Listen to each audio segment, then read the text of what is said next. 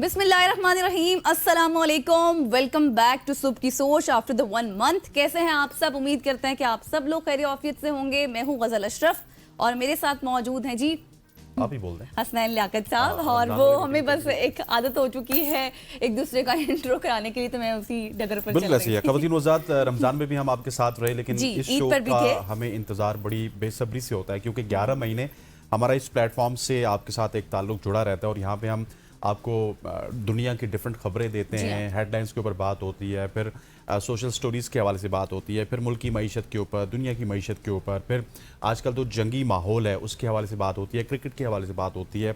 हम अपने पहले प्रोग्राम में, हफ्ते के पहले प्रोग्राम में दाऊद जी से बात करते हैं, किसी एस्ट्रोलॉजर से बात करते हैं, आपको आपके सितारों का हाल बताते हैं, इसके अलावा डॉक्टर्स के साथ आपकी मुलाकात करवाते हैं। तो इस वजह से ये प्रोग्राम मुझे बहुत ही अजीज है और हम इस रमज़ान में, हाँ आपको भी है, हम इस रमज़ान में मॉर्निंग शो को बड़ा मिस करते थे। उसकी सबसे बड़ी वजह भी ये होती है कि इसमें जो लाइव इंटरेक्शन है आपके साथ, आप लोग जो कॉल्स करते हैं हमारे साथ, गपशप लगाते हैं, उसका भी एक अलग ही मजा आता है। पूरा रमजान हम आपके साथ रहे, फिर ईद हमने आपके साथ मनाई और अब हम सुबह की सोच में हाजिर हैं एक बार फिर से। और आज भी हम आपके पास बहुत कुछ लेकर आए हैं। जैसे आपने ईद का जिक्र छेड़ा ना, मैं आपको बताऊं कि अभी तक सिर्फ हम यहाँ पे लाइव आए हैं। मैं आपको बताऊं, नॉर्मली मेरे अपने घर से यहाँ तक जो ड्राइव है वो वैसे तो नॉर्मल डेज में 15 या 20 मिनट की है, लेकिन जब ईद नहीं होती है और नॉर्मल रूटीन होती है वो 45 मिनट की होती है। आज मैं 20 मिनट में पहुंचा हूँ। सो हम लोग तो यहाँ पे ईद से वापस आ चुके अपने काम काज में, लेकिन दुनिया अभी भी ईद मना रही है। पाकिस्तानी अगला पूरा हफ्ता ईद मनाएंगे क्योंकि कल तो ईद खत्म हुई है और मतलब ईद के 3 दिन खत्म हुए हैं, लेकिन अभी लोगों की ईद रहती है। कहीं पे दावतें चल रही हैं, कहीं पे भी होनी है, कोई अपने ताया चचा मामा नानों के घर मौजूद है और मजे से ईद को एंजॉय कर रहे हैं। लेकिन हम यहाँ पे मौजूद हैं और हमने आपको बताना है कि दुनिया में, पाकिस्तान में इस वक्त क्या कुछ हो रहा है। तो सबसे पहले मेरे ख्याल से आप बात कर लेते हैं हम पेट्रोल के हवाले से, क्योंकि पेट्रोल की बात तो हमने शायद रमजान में भी की, ईद पर भी की कि कितना महंगा हो गया, लेकिन अब कितना मजीद महंगा। बिल्कुल गजल, पेट्रोल के हवाले से ये था कि एक तो प्राइम मिनिस्टर साहब ने आके खिताब किया था, उन्होंने खिताब में बताया कि पेट्रोल हम महंगा नहीं कर रहे हैं और हम ये बोझ खुद बर्दाश्त करेंगे। और 64 अरब की बात हो रही है या 54 अरब की बात हो रही है जो कि गवर्नमेंट को नुकसान होगा। लेकिन कल 24 घंटे पहले या 48 घंटे पहले एक बड़ा ज़बरदस्त इजाफा हुआ है पेट्रोल की प्राइस में। अच्छा, वो बहुत सारे लोग कहते हैं ना ये पेट्रोल की प्राइस में इजाफा नहीं है। मैं आपको बताऊं कि पाकिस्तान में बहुत बड़ी कम्युनिटी थी, 40 to 50% जो अपनी गाड़ियों में नॉर्मल पेट्रोल नहीं डलवाते थे। वो 10 या 12 रुपए महंगे वाला जो हाई ऑक्टेन होता था, जिसको आप प्रो फोर्स कह सकते हैं, हाई ऑक्टेन कह सकते हैं, सुपर कह सकते हैं, वो डलवाते थे क्योंकि उससे गाड़ी बड़ी ताकतवर रहती है और पूरी दुनिया में यही पेट्रोल बिकता है। लेकिन आपको बताऊं कि वो जो 334 रुपए का आखिरी, मैंने 3 दिन पहले पेट्रोल डलवाया था, कल मैं गया पेट्रोल पंप में तो मुझे पता चला कि वो हाई ऑक्टेन या प्रो फोर्स अब हो चुका है 610 रुपए का। मतलब एक 290 रुपए का हमने उसमें इजाफा देखा। उसमें आपने लेवी बढ़ा दी, जीएसटी बढ़ा दी, पता नहीं क्या कर दिया, और गवर्नमेंट ये बता रही है कि 9 अरब रुपए की हम बचत कर रहे हैं। लेकिन मुझे ये बताइए कि 300 रुपए के इजाफे के बाद कौन प्रोफोस डलवाएगा? और अब ये बात यहीं पे सिलसिला रुका नहीं है। अभी हमने देखा जिस टाइम, क्योंकि ट्रम्प साहब के जो बयान है उसके मुताबिक ही हर चीज चल रही है। पहले उन्होंने कहा कि अगर ये अपना हरमस को ना खोला गया, ट्यूसडे की बात की गई थी, यानी कि आज के हवाले से बात की गई थी कि अगर इसको ईरान नहीं खोलता तो फिर हम उनके जितने भी बिजली के नेटवर्क्स हैं या एनर्जी नेटवर्क्स हैं उन पर हमला कर देंगे। और उसके बाद हमने देखा कि जिस तरह से स्टॉक मार्केट ऊपर बिल्कुल गई, फिर पेट्रोल प्राइस हमने देखा इंटरनेशनल मार्केट में वो भी हाई हुई। साथ ही उन्होंने कहा कि अभी इसमें 5 दिन का गैप है और 5 दिन के बाद, क्योंकि हमारे कोई जो बड़े लीडर हैं उनके साथ बातचीत चल रही है, फिर हमने देखा कि स्टॉक मार्केट में जबरदस्त इजाफा हुआ, फिर पेट्रोल प्राइसेस जो है वो थोड़ी सी नीचे आई। तो ये हर एक बयान के साथ लम्हा ब लम्हा बदलती सूरत हाल है, किस वक्त क्या हो जाए किसी को कुछ नहीं पता। और उसी लिहाज से फिर पाकिस्तान में भी कीमतें इसी तरह से हाई होती जा रही हैं। लो होने का नाम तो मुझे बिल्कुल ऐसी है। और ये जो 610 रुपए का इजाफा, 610 रुपए का हाई ऑक्टेन हो चुका है, जिसमें तकरीबन 290 रुपए का इजाफा हुआ। बहुत सारी गाड़ियों की मजबूरी है हाई ऑक्टेन डलवाना। अब वो लोग 10 लीटर पेट्रोल डलवाएंगे तकरीबन 6100 रुपए का।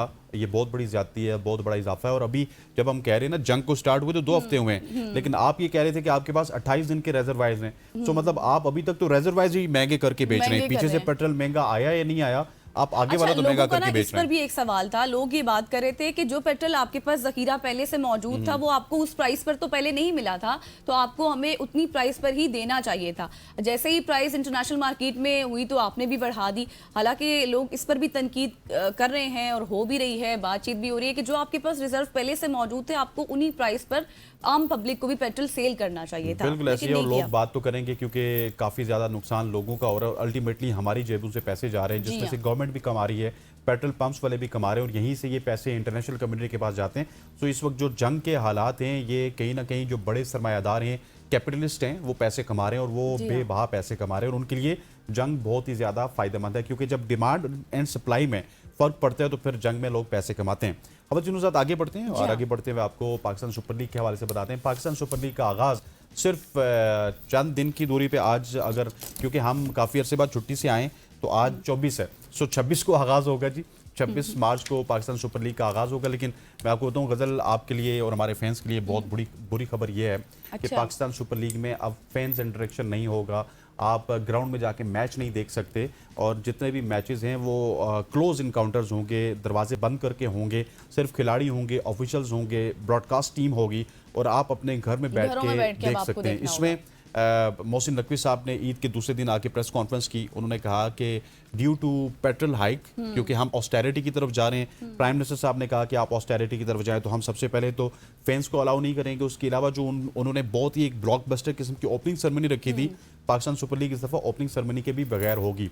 सो ये तमाम तर मेजर्स लिए गए due to the hike of petrol prices और उनका ये कहना था कि अगर पेट्रोल प्राइसेस आने वाले दिनों में कम हुई या फिर जो मशरिक़ वुस्ता के हालात हैं ये संभले तो फिर फैन इंटरेक्शन भी हो सकते हैं। हर चीज़ देखें, आप बिल्कुल सही कह रहे हैं, हर चीज़ जो है वो पेट्रोल से ही जुड़ी हुई है। इसी वजह से हमने पहले पेट्रोल पे आपके साथ बात की और ये मामला भी रुकेगा नहीं, मजीद इसमें प्राइस जो है वो ज़्यादा होंगी। अब मैं कल ही सुन रही थी कि स्कूल जितने भी हैं उनको 8 रोज़ के लिए मजीद बंद कर दिया गया है।